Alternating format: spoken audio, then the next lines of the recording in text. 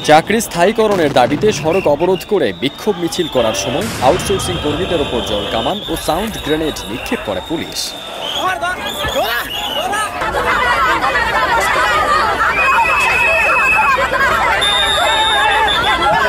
এর আগে 22 ফেব্রুয়ারি বেলা ৩টায় সড়কে অবস্থান নেন আউটসোর্সিং কর্মীরা।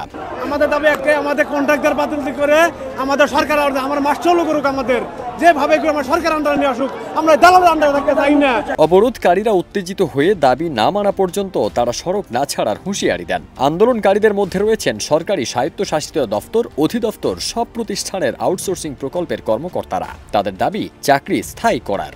এই মুহূর্তে আমাদের দাবি ঠিকাদার প্রথা বাতিল করে আমাদেরকে স্ব-পদে বয়স শিথিল করে স্থায়ীকরণের এক দফা দাবি নিয়ে আমরা আজকে রাজপথে আন্দোলন করছি। ঘটনাস্থলে উপস্থিত হয়ে রমনা জোনের শাহবাগ থানার পেট্রোল ইন্সপেক্টর সর্দার বুলবুল আহমেদ মাইকে বারবার আন্দোলনকারীদের সড়ক ছেড়ে দেওয়ার অনুরোধ জানিয়ে বলেন, আপনাদের কারণে জনদুর্ভোগ সৃষ্টি হয়েছে, আপনারা সড়ক না ছাড়লে আমরা অ্যাকশনে যেতে বাধ্য হব। পরে তাদের উপর জল কামান দিয়ে পানি ও সাউন্ড গ্রেনেড নিক্ষেপ করে পুলিশ। পরে অবরোধকারীরা সড়ক ছেড়ে দিলে শুরু হয় যান চলাচল।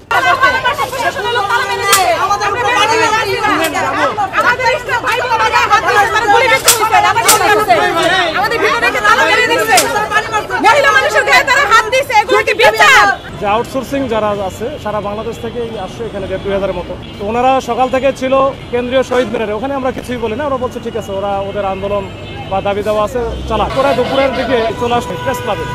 এখানে আসার পরপরই তারা কিন্তু করছে কি, দুই পাশের দুই রাস্তায় বন্ধ করে দিল। এরপরে আমরা কয়েক দফায় আমি সহ আমার অফিসারদেরও পাঠাইছি। আমরা বলছি যে ভাই আপনারা রাস্তাটা শুধু ছেড়ে দেন, বাদ বাকি আপনারা বসে থাকেন, আপনাদের দাবি দেওয়া আদায় হোক বা যাই হোক, এটা আপনাদের ব্যাপার, রাস্তাটা ছেড়ে দেন। জনদুর্ভোগ হচ্ছে, রাস্তা কিন্তু তারা কোনোভাবে রাস্তা ছাড়বে না। এরপরে আমরা ওয়ার্নিং দিয়েছি, তখন আমরা বাধ্য হয়ে আমাদের ওয়াটার কামান যেটা আছে, জল কামান বলে, এই জল কামানের পানি আমরা প্রথমে দিয়েছি, দিয়ে আমরা সাউন্ড গ্রেনেড দিয়ে তাদেরকে ডিসপাস করেছি। ফারদিন সানি, দেশ রূপান্তর। বেশ কয়েকটি সাউন্ড গ্রেনেড নিক্ষেপ করে তাদেরকে এখান থেকে সরে যেতে বাধ্য করেছে এবং জল কামান দিয়ে কিন্তু তাদেরকে ছত্র